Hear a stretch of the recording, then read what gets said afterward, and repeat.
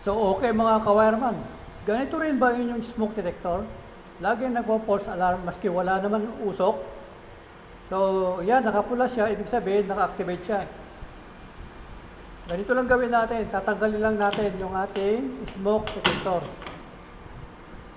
So yan, natanggalan natin. Pag natanggal natin, maaring ito yung sira sa smoke. Ngayon, kung hindi naman, pwede natin ibalik ulit. So, ibalik natin yung ating smoke detector.